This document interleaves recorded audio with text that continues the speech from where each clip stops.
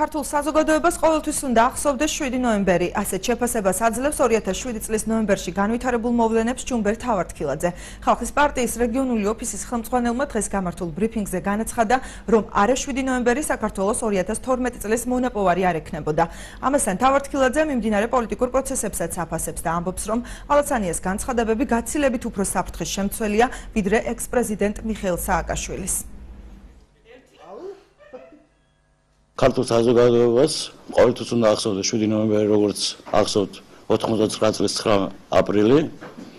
რამე თუ 7 ნოემბერი არის დღე საფუძველი 2012 წლის 2 ოქტომბრის მონაპოვრისა და გამარჯვებისა. სამწუხაროდ 2 დღის წინ ყოფ მაღალ ჩინოსნების განცხადება უფრო საფრთხის შემქმნელია, ვიდრე ჯერ კიდე მიხეილ სააკაშვილის მიერ გაკეთებული განცხადებები. მე არ მიმაჩნია სწორად ბატონი ალასანიას განცხადებები. მე არ მიმაჩნია მისი პარტიის განცხადებები სწორად და სახელმწიფოებრივად